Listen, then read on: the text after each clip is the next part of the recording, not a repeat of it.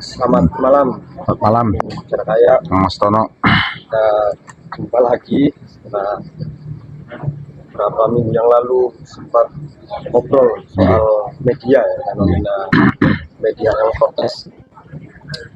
Dan sekarang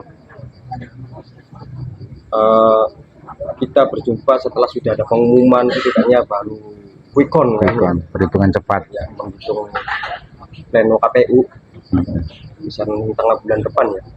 Iya. Diumumkan. Gimana rasanya jadi pemenang itu? Ya, kalau kata orang sih Uang, ya kan? pemenang itu kan bebas. Bebas, tapi ya harus sesuai dengan norma-norma hukum, norma-norma susila yang berlaku gitu kan. Jadi bebas tapi bertanggung jawab gitu. Bebas tapi bertanggung jawab. Ini kan gini, Bung. Ada banyak orang yang kayaknya penasarannya masih belum terjawab ketika melihat Gencar Kaya di tahun 2020 itu kan termasuk orang yang di garda depan bertarung membela mati-matian Nina Agustina untuk duduk di bupati. Sekarang kok di tahun 2024 ini menjadi berbalik, menjadi orang yang juga mati-matian ingin menumbangkan kekuasaan Nina. Itu sebenarnya ada fenomena apa yang membuat Bung menjadi berbalik? Sebenarnya sih bukan fenomena, tapi yang saya perjuangkan adalah keyakinan saya terkait dengan nilai. Bagaimana nilai-nilai kepemimpinan yang pemimpin itu dipilih dari proses demokrasi, yang memilih itu rakyat, artinya rakyat sebagai majikan, pemimpin itu adalah pelayannya. Ketika nilai-nilai itu kita pegang teguh, artinya pemimpin itu ya memang harus ada koridornya, harus ada batasannya, harus ada platformnya istilahnya. Bagaimana pemimpin ini dihasilkan dari demokrasi, ya kembali lagi ke rakyat. Istilahnya kan ada dari rakyat, oleh rakyat, dan untuk rakyat. Jadi pemimpin ini ya dihasilkan oleh rakyat, kembali lagi ke rakyat. Nah, ketika 2020 itu saya mendukung, saya berharap besar bahwa adanya perubahan, adanya interaksi lebih baik, adanya rakyat dilayani dan sebagainya.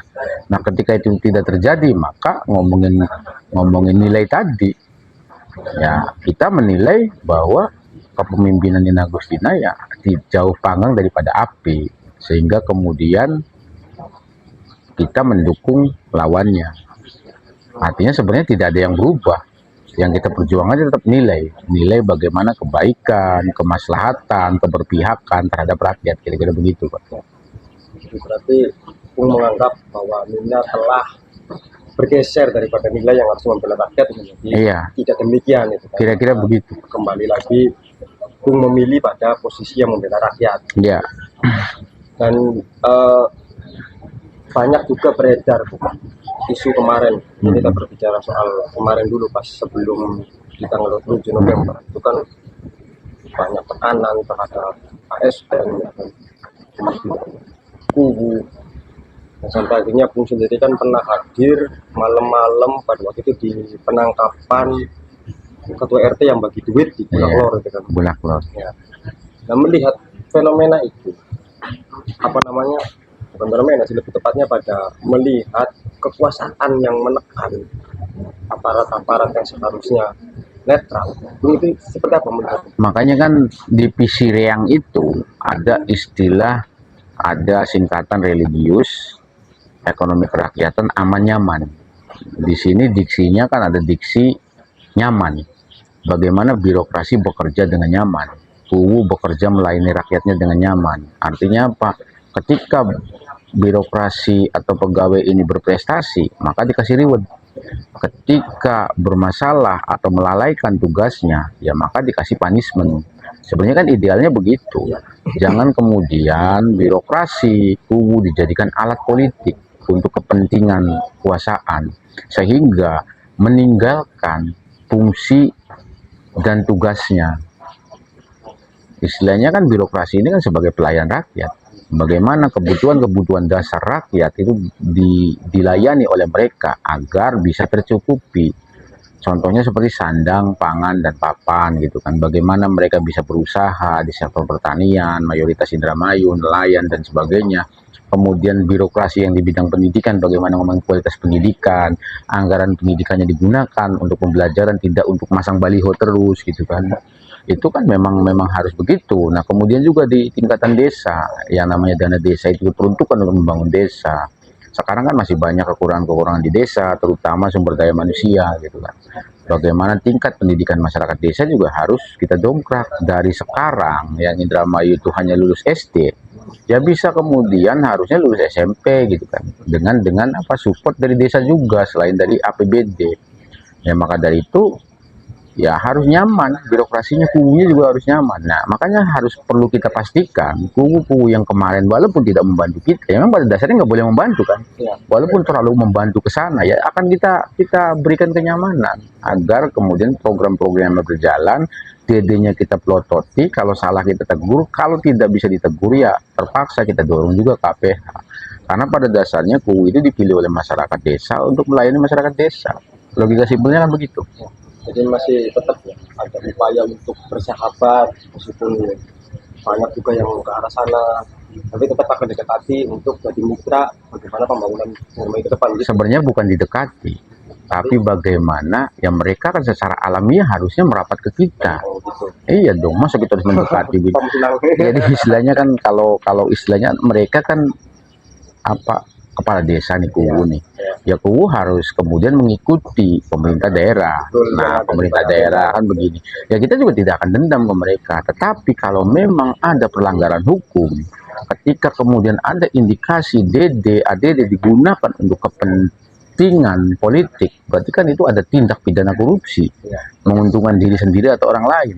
Begitu juga dengan pegawainya, tetap aja ada proses hukum.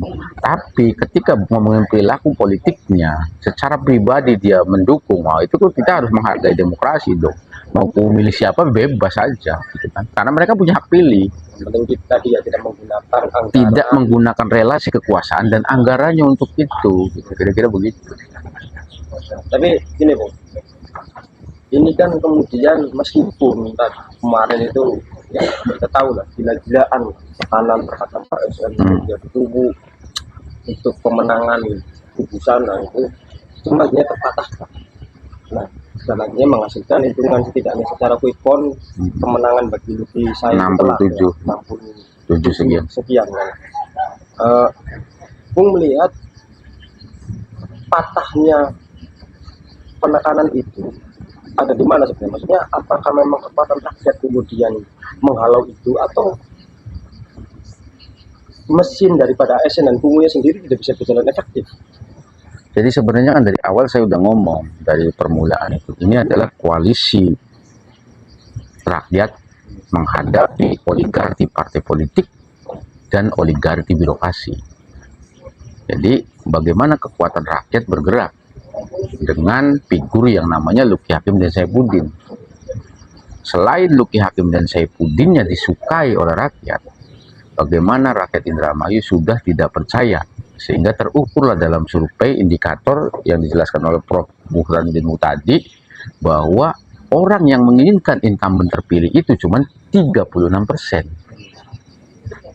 Artinya ternyata setelah disurvei 36%, pas pemilihannya ternyata yang memilih cuma 25%. Artinya ada gerakan rakyat yang begitu masif. Ngomongin gerakan birokrasi, ngomongin gerakan kubu dan sebagainya, itu nyata terjadi. Faktanya apa? Ada amplop berseliweran, ada beberapa yang kita tangkap tangan, ada beberapa yang terfoto dan sebagainya. Itu terjadi. Ada binwil misalkan dipasekan, terekam ada binwil dari inspektorat mengawal ketika pas di TPS yang disebutkan nomor 2 mukanya menjadi berbeda dan sebagainya, itu kan terjadi. Tetapi di Indramayu ini kemudian ada fenomena rakyat bergerak begitu masif. Itu tadi yang saya katakan dari awal sebelum pendaftaran juga, koalisi rakyat terjadi. Relawan terbentuk dengan alamiah tanpa didanai, Pak. Ini menjadi contoh, menurut saya contoh nasional juga. Sehingga berarti tepat ketika banyak media yang menyebut bahwa kemenangan Luki adalah kemenangan rakyat. Itu tepat berarti. Tepat. Dan Bung melihat kemenangan Lutfi itu kan selain kemenangan rakyat, ini juga tadi menjadi inspirasi harus bagi politik nasional. Bagaimana ketika Lutfi Hakim dan Saifuddin ini menang tanpa menggunakan parpol besar, bukan mengecilkan bukan parpol ya, tapi tidak dengan parpol yang secara parlemen kursinya banyak. Terus kedua, tanpa menggunakan money politik ya. Tapi akhirnya benar-benar menggunakan tadi people power yang menggunakan kemenangan. Nah, maksud saya Bung melihat bersepakat nggak dengan istilah bahwa Lutfi Hakim telah menjadi sejarah baru dalam politik Indramayu? Dia mengubah wajah demokrasi Indramayu. Ya, ngomongin sejarah, ya faktanya sekarang juga Lutfi Hakim akan tercatat sebagai bupati dan dia terlahir dari rakyat biasa. Hanya istilah digembor-gemborkannya kan jadi anak pungut melawan anak Jenderal Bintang 4 mantan Kapolri, kan ini luar biasa Pak. Bagaimana demokrasi memang berjalan di Indramayu, dan itu catatan sejarah loh. Kata seorang filsuf kan begini, janganlah orang miskin melawan orang kaya, janganlah orang kaya melawan penguasa. Nah sekarang sudah nggak kaya, nggak berkuasa, ini ngelawan penguasa dan ngelawan orang kaya dan anak jenderal. Ini luar biasa Pak. Ini tercatat bukan hanya di Indonesia, kayaknya di dunia ini baru ada. Ya betul. Ini kita coba geser dulu soal latar belakangnya sendiri. Jadi bahwa Bung Carkaya ini kan tidak main-main di dalam soal politik Indramayu. Iya. Sudah banyak dikenal, masih juga salah satu politisi seni. Cuma kan masih belum banyak kiranya yang belum tahu bahwa masih saya latar belakang karir politiknya Bu, atau latar belakang aktivitas pengalaman politiknya Bu di komunitas Indramayu ini, di politik Indramayu. Bisa diceritakan sedikit nggak? Ya saya aslinya ya terlahir di Tunggul Payung. Tunggul Payung itu di Kecamatan Lelea, paling ujung, bloknya juga dekat kali. Waktu tahun 90-an saya sekolah SD itu belum ada yang namanya bata ataupun aspal. Jadi saya sekolah itu cuman ya pakai sepatu dipakai plastik gitu supaya nggak kotor sama lumpur gitu kan. Itu. Dan orang tua saya petani asli. Orang tua saya buta huruf. Dan ketika tanggal lahir saya pun sekarang saya pertanyakan, karena pada waktu itu pas daftar sekolah SD orang tua saya nggak bisa nyebutin tanggal nasional. Ya, jarang masih batu-batu itu. Ada yang kalau di KTP sih 5 September 84 di akte juga, tapi faktanya temennya katanya 85 86, ya bingung saya. Jadi ketika saya ngomongin sejarah dan sebagainya, ya saya terlahir dari kampung yang memang kampung banget, belum ada listrik waktu saya itu, dan sekolah juga. Artinya memang keinginan kita, karena orang tua juga sudah berprinsip begitu. Kalau mau jadi camat ada anaknya camat, kalau mau jadi polisi ada anaknya polisi, kalau mau jadi guru jadi anaknya guru. Jadi kita tidak punya masa depan untuk sekolah, tapi karena memang berjalannya waktu ya akhirnya ya kita bisa sekolah. Karena kan setiap manusia kan tidak bisa memilih, dia terlahir dari keluarga apapun, terlahir dari suku apapun, Ya, termasuk lahir dari anak jenderal. termasuk dari anak jenderal, kira-kira begitu. Nah ngomongin pengalaman organisasi, ya kalau saya sebutin kayaknya nggak selesai gitu kan, karena sampai pramukat pun saya ikut. Banyak banget organisasi itu. Banyak banget. Tapi kalau di politik ini kan Bung juga pernah dikenal, setidaknya ada beberapa banyak yang tahu Bung itu di PDI Perjuangan kan. Pernah ya. Nah, terus saat ini Bung melawan kemarin dia paslon yang diusung oleh PDI. Nah, terus juga kan ternyata banyak orang-orang yang awalnya di PDI berbalik, tidak menyepakati calon yang diusung kembali oleh PDI Perjuangan. Sebenarnya kan begini, kalau ngomongin berorganisasi, ngomongin partai itu tadi kan ngomongin nilai. Kalau bahasa lebih dalamnya kan ngomongin ideologi. Ideologi PDI Perjuangan itu kan diilhami dari Bung Karno. Bung Karno itu kan berbicara ideologi yang namanya marhainisme. Bagaimana ideologi yang melawan penindasan manusia atas manusia. Ketika kemudian kita mengaku PDI Perjuangan, kemudian ada pemimpin yang menindas sesama kita, ya kayaknya hati kita tidak nyaman. Saya melawan institusi partainya. Saya dalam artian berbeda pandangan dengan kawan-kawan, ya hanya berpikir bagaimana saya harus menyelamatkan tempat lahir saya, harus membela orang-orang yang tertindas dengan kepemimpinan sekarang gitu. Jadi ya apapun resikonya, apapun konsekuensinya, walaupun nanti dipecat dari partai politik dan sebagainya, saya hadapi. Dan faktanya saya sekarang ya belum dipecat, masih kader PD Perjuangan gitu Masih kan. kader? Masih. Sampai juga pernah menjadi kader PD Perjuangan kalau nggak salah itu. Tapi sudah dikeluarkan. Berarti itu bagian daripada memegang teguh api ya, Iya. bang abunya kan, gitu. Iya. Menyelamatkan nilai apa namanya yang membela ketindasan. Iya. Kemudian Patokan kita kan nilai. betul, ideologi itu kan. Nah, ini sendiri terus kemudian kan dikenal juga sebagai selain aktivis politik gitu ya, yang juga berpartai, juga dikenal sebagai aktivis pertanian. Iya. Ya kan? Nah, melihat fenomena pertanian Indramayu dari sebelum hari ini sampai hari ini, Bung melihatnya bagaimana gitu? Terutama di periode kemarin lah. Ketika kita kemarin sempat ngobrol di daerah situ kan juga ada penghasilan yang turun daripada produksi padi. Sebenarnya kan gimana? sebenarnya kan gini ya. Kalau kita berbicara ideologi marhaenisme kan harus berbicara bagaimana keberpihakan terhadap petani. Karena ngomongin sejarah, Marhaen itu apa? Ya. Marhaen itu seorang petani yang punya lahan, punya alat produksi, tetapi ya miskin. Nah, dengan Marhaen ini kan seorang figur yang miskin. Makanya kita harus jadi marhaenis, kata Bung Karno. Punya alat produksi yang bisa kemudian hasil akhirnya kemudian bisa dinikmati oleh keluarga. Marhaenis ini adalah tokoh yang menolong kaum Marhaen. Logika ideologinya kan begitu. Nah, kita ngomongin konteks Indramayu, rendeng ora banjir, sadonana banyu, ana pupuke, panennya bagus. Ya. Nah, itu kan sebenarnya tagline yang menurut saya menyentuh. Ya. Bagaimana dari hulu sampai hilir kita persiapkan.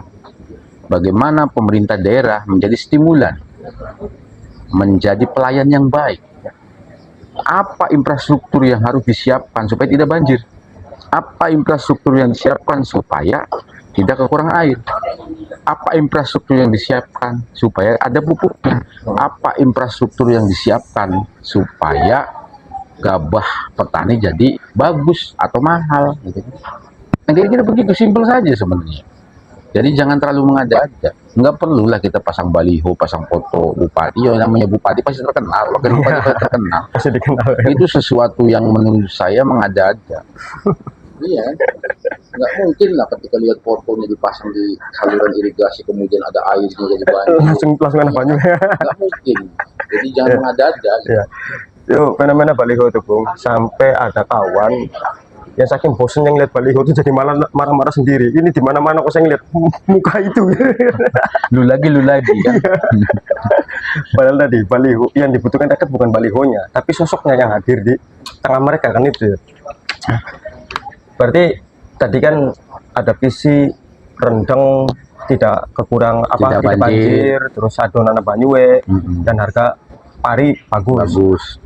Nah, visi itu muncul kan pasti atas problematika yang sudah terjadi, yang dianggap kurang. Berarti selama ini masih belum menjawab itu berarti ya, fenomena pertanian Indramayu itu.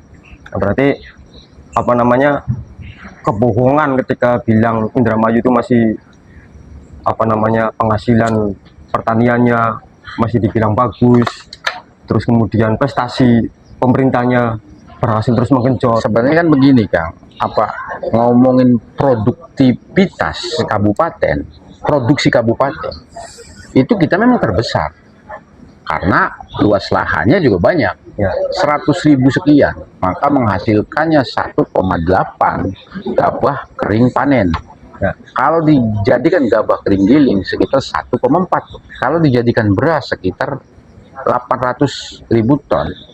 Nah, itu prestasi bukan, bro? Itu bukan prestasi. Pemdanya tidur pun, ya produksi segitu. Bagaimana kemudian petani mendapat nilai tambah, nilai tukar petani meningkat, ya, berbanding linier dengan kesejahteraan petani. Yang harus kita lakukan adalah supaya tidak gagal panen, airnya ada, tidak banjir, ada pupuknya dan sebagainya. Nah, lebih dalamnya lagi kita ngomong intensifikasi. Bagaimana 1 hektar ngomongin produktivitasnya yang biasa cuma 8 ton gabah kering panen itu menjadi 9 ton 10 ton. Itu ngomongin intensivitas. Jadi kalau misalkan kita intensifikasi ya nggak bisa, perluasan lahan nggak bisa. Bagaimana kemudian petaninya dididik, petaninya dilatih, jangan ilmu pokoknya. Ya. Misalkan nyemprot yang namanya insektisida, Ya. serangga, ya pakai insektisida dong, kira-kira mati. Jangan kemudian berpikirnya harus yang mahal. Siapa merek-merek bahan aktifnya kayak Demo Hippo dan sebagainya, itu kan bagaimana petani diedukasi. Kita ada penyuluh. Kenapa kemudian petani sekarang lebih percaya ke tukang obat? Ya karena sentuhannya lebih intens tukang obat daripada penyuluh. Kenapa tidak dianggarkan? Makanya penyuluh harus dianggarkan untuk biaya-biaya pertemuan. Kan sudah digaji. Gaji itu kan gaji pokok. Tidak kemudian berbicara kegiatan. Ada sekolah lapang iklim, bagaimana untuk mengukur iklim lokal. Ada sekolah lapang hama terpadu dan sebagainya, itu harus dilakukan dan harus disupport oleh pemerintah daerah. Bagaimana petani menjadi subjek pembangunan pertanian, bukan ngomongin hanya pembangunan bersifat ya pembangunan fisik, tapi bagaimana pembangunan manusianya. Jangan ngaco petani mau milenial segala itu nanti akhirnya petani kolonial. Paduan milenial Ya kan definisi petani kan ya. Petani itu adalah orang yang berbudidaya. Ya. Ketika berbicara ciptakan petani milenial, apakah dia pernah berbudidaya? Betul. Kecuali kita dorong lagi UMKM, bisnis produk pertanian, itu beda lagi. Nah, maka yang jelas-jelas saja yang udah berbudidaya itu yang dilatih ya. Yang dilatih, kan, gitu. yang terus kita dampingi. Ya, ya. Nah, itu kan kita tadi berbicara, Bung tadi sudah nyentuh sedikit definisi tentang marhen, ya kan. Asalnya petani kecil. Ya. Kalau istilah sekarang kan petani gurem ya dikenalnya. Terus kemudian tadi juga problematika petani yang kurang diberdayakan, artinya kurang mendapat penyuluhan dari pemerintah. Tapi juga ada masalah pada selain petani, tapi masih ada dalam sektor pertanian, yaitu adalah buruh tani. Ini terutama fenomena yang lagi ramai dibahas di namanya itu kan munculnya teknologi baru yang namanya komben itu, sehingga katanya ini bisa menggeser penggunaan tenaga kerja buruh tani kan. Nah, Bung melihat fenomena itu seperti apa dan bagaimana harusnya problem solvingnya? Kayak saya contohkan misalkan Vietnam, Thailand dengan Indonesia.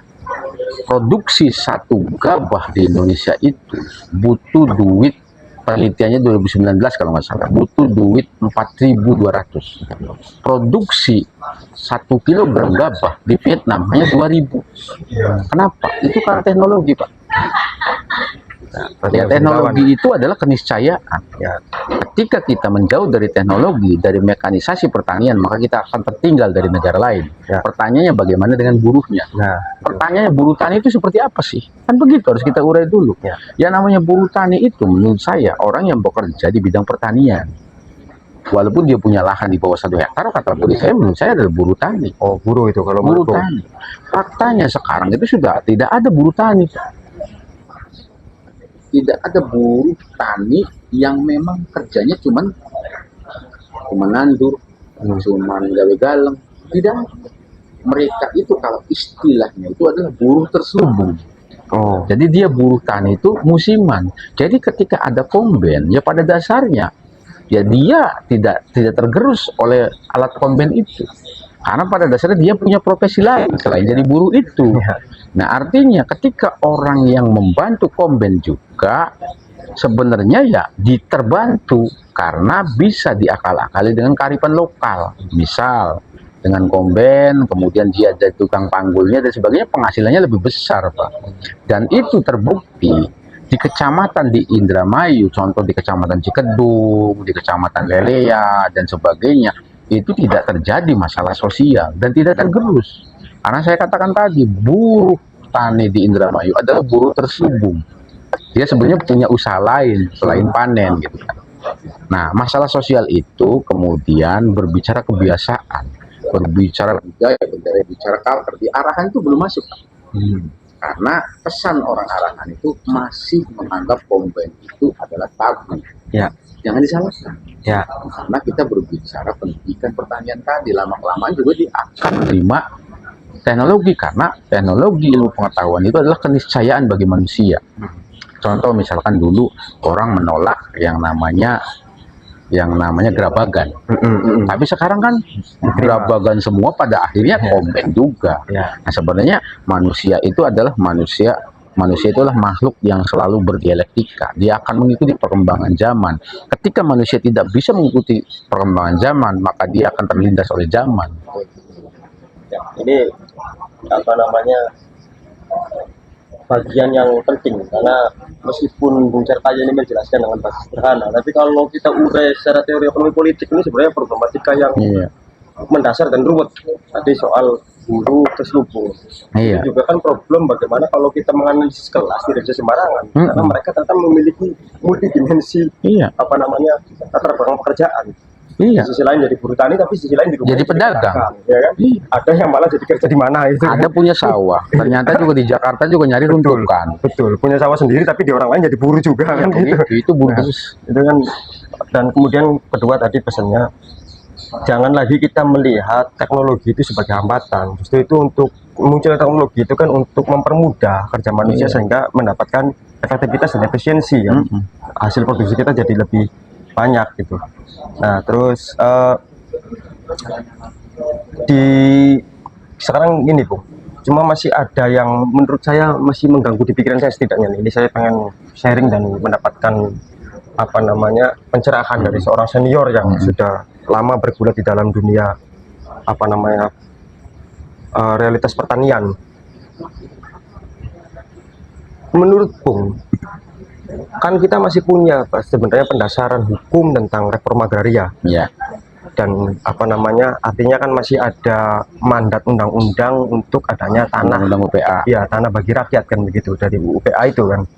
Terus kita juga tahu bahwa di Indramayu ini masih banyak tanah-tanah yang tidak produktif. Artinya kalau di amanat yang ada di peraturan pemerintah nomor 56 kalau nggak salah tahun 65, tanah itu kan harus dirawat, dijaga produktivitasnya untuk kepentingan kesejahteraan rakyat kan.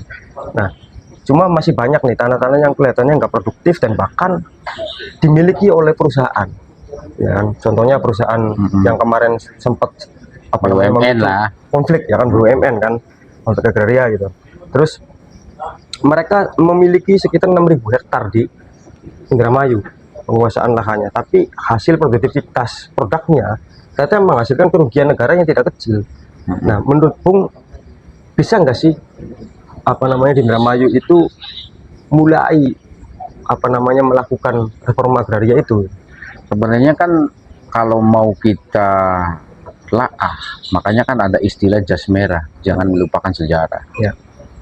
Sebelum terbitnya Undang-Undang UPA, itu ada pidato Bung Karno yang isinya jangan sampai tanah-tanah itu dikuasai orang-orang yang beronggang-onggang kaki, perutnya gendut, lalu hidupnya memeras keringat petani yang menggarap di situ. Jadi sebenarnya itu pesan dari pendiri bangsa kita, kemudian dituangkanlah pada konstitusi kita, Undang-Undang UPA dan sebagainya, kemudian diturunkanlah ada Perpres 86, Undang-Undang Cipta Kerja dan sebagainya. Itu eksplisit sekali bahwa apapun jenis bentuknya, ketika berbicara itu penghisapan terhadap rakyat, maka itu tidak bisa dibiarkan, baik oleh kita yang mengerti, baik oleh pemerintah yang sedang berkuasa di daerah, di desa dan sebagainya. Contoh penghisapan itu seperti apa? Ketika ada perusahaan menguasai kemudian tidak menggarapnya dengan sendiri lalu disewakan, itu penghisapan. Karena pada dasarnya HGU apapun harus dikelola. Misalkan HGU untuk tebu, ya dia harus dikelola sendiri. Tapi ketika HGU itu kemudian disewakan, itu penghisapan, Pak. Nah, maka dari itu ini kan harus kita bedah. Ada tanah negara, ada tanah milik negara. Tanah milik negara itu adalah tanah di mana di situ ada izinnya. Contoh HGU, contoh tanah kehutanan. Tanah negara atau tanah negara bebas, contohnya kayak bantaran kali, kayak misalkan bekas Ekbindom, ERPA, Pangonan, kemudian tanah timbul dan sebagainya, itu tanah negara bebas. Jadi ketika kita mengajukan reforma agraria atau regis, itu tidak perlu menghapus hak yang dulunya, karena itu ada tanah negara bebas. Dan Indramayu banyak, Pak, banyak dikuasai oleh oknum-oknum yang memang kita kategorikan adalah mafia tanah. Ya. Nah, akhirnya kita dorong juga kawasan industri. Kawasan industri di sarang itu, saya pastikan itu menghambat tanah negara bebas, yang itu hak rakyat. Makanya juga butuh, ya kalau diaturannya kan namanya gugus tugas reforma agraria. Ya. Tapi faktanya tidak berjalan di kepemimpinan Nina Agustina ini. Makanya kawan-kawan aktivis juga harus masuk ke sana. Pada dasarnya prinsipnya satu, Pak. Tanah itu tidak boleh nganggur. Harus dimanfaatnya. Dosa hukumnya tanah itu telantar. Karena apa? Tanah itu menghasilkan produk pertanian, kemudian produk pertanian dimakan, ada manfaatnya. Ya. Jadi haram hukumnya tanah nganggur. Apalagi tanah nganggur dikuasai, diklaim lalu disewakan. Ini kejahatan kuadrat yang kita mengerti, dan jika kita berkuasa, ya kita harus berpihak. Jangan sampai tanah itu hanya disewakan, tidak dimanfaatkan langsung oleh, dalam artinya memanfaatkan tanah kan berarti kan petani. Tadi soal kawasan industri juga masih ada persoalan di dalamnya. Persoalan di dalam Kaitan dengan tanah dan mafia tanah. mafia tanah. Ini modusnya misalkan gini. Tanah itu dibebaskan. Salah satunya. Petaninya yang punya tanahnya didekati. Dijual dengan 1 hektar itu 200 juta. Kemudian setahun kemudian dinaikkan NJOP-nya. Itu perampokan bukan bersama. Oh, jelas. Dan ini terjadi. Pemerintah daerah yang kami duga membangun cangkang perusahaan untuk industri, kawasan industri, lalu kemudian dijarahlah tanah-tanah rakyat dengan harga murah, lalu kemudian dikapling-kapling untuk dijual di industri luar. Artinya apa? Kita melegitimasi calo yang jahat di Indramayu. Ya. Itu berarti harus diberantas karena tadi ya harus keberpihakan pada rakyat. Iya, boleh nggak industri masuk di Indramayu? Boleh. Asal tidak mengganggu Tidak menggerus kepentingan rakyat. dengan rakyat, ya benar.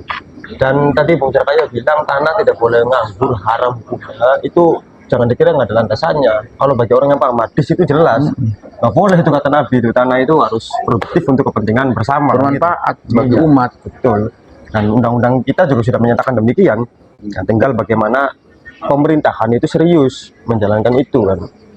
Nah, terus kita balik lagi Bu ke kemenangan Luki Hakim dan Saifuddin yang nanti akan menjadi Bupati Indramayu kan, karena tinggal nunggu waktu untuk dinyatakan Bupati terpilih, kemudian ditetapkan dan dilantikkan di Februari tahun depan gitu. Nah, menurut Bung Jakaya, tantangan bagi pemerintahan Luki Sai ke depan itu apa, khususnya di dalam bidang pertanian? Terlebih lagi kan tadi masih ada kontradiksi di dalam rumusan atau namanya konsesi di dalam kawasan industri itu. Nah, melihatnya bagaimana Bu? Tantangannya Kalau apa kita saja? spesifik tantangan sektor pertanian adalah manusianya. Karena pemuda kita sudah tidak tertarik lagi untuk bertani. Regenerasi. Kalau sudah subjek pertanian tidak ada, maka tunggu kehancuran pertanian. Tantangan bagi kepemimpinan Luki Saifuddin adalah bagaimana pertanian ini menjadi sektor yang menjanjikan dan menguntungkan. Sehingga membuat pemuda pada tertarik. Membuat orang jadi suka pertanian. Akhirnya apa? Lestari itu. Ngomongin pertanian, makanya kan pertanian itu kan agriculture, budaya sebenarnya. Jadi jangan sampai budaya ini menjadi sesuatu yang menakutkan, Ya. menjadi sesuatu yang tidak menarik, menjadi sesuatu yang tidak menguntungkan. Itu PR bagi Luki Saifuddin. Bagaimana pertanian menjadi budaya, bagaimana terciptanya juragan jeruk, bagaimana terciptanya juragan padi, bagaimana terciptanya juragan mangga, bagaimana tercipta juragan teki. Ya. Itu harus diciptakan. Betul. Kalau tidak bisa diciptakan itu, hancurlah budaya pertanian kita. Kira-kira begitu. Ya. Tapi meskipun tadi Bung bilang regenerasi, tapi bukan berarti harus menciptakan petani milenial yang kemarin diprogramkan juga. Itu ke petani kolonial, Pak, bukan milenial. Petani kolonial itu apa? Petani doktrin. Petani yang didoktrin seolah-olah berhasil, ya sama saja penjajahan Belanda. Belanda itu menjajah Indonesia untuk supaya Indonesia sejahtera, padahal Betul. Ya sama saja. Mereka didoktrin untuk jadi petani milenial, padahal cuma ngabisin APBD saja. Iya, digunakan anggarannya, Iya. ya kan, dikasih baju topi, yang penting ada mukanya dia, Iya, gitu kan. gitu. Tapi nggak Kenapa tahu petani sebenarnya. kolonial, bukan milenial. Betul. Budidaya apa enggak nggak tahu. Oke. Ya, demikian obrolan kita sekarang Indramayu Movement dengan Bung Carkaya. Jadi tadi Bung Carkaya juga sudah bilang harapan atau bukan harapan, tantangan bagi Lukisai ya. Termasuk juga ini ya Bung ya. Iya. Lukisai ini kan kemarin ada yang bilang ke saya, salah satu yang paling menarik di dalam paslon Lukisai itu pendukungnya kebanyakan pengangguran, calonnya juga pengangguran gitu. Berarti juga ada problem bagaimana tantangan kedepannya juga mengikis pengangguran di Indramayu karena berangkat dari pengangguran semua juga. Ya sebenarnya kan tadi ngomongin pengangguran itu kan alamiah, orang lahir itu pengangguran. Sebelum sekolah SD kita juga pengangguran balita. Setelah keluar kuliah atau SMA kita kan pengangguran. Bagaimana pengangguran ini digiring atau didorong untuk ada peluang kerja, bisa wirausaha, bisa ngomongin industri. Ngomongin industri kan berarti kan bukan lahan pertanian yang produktif.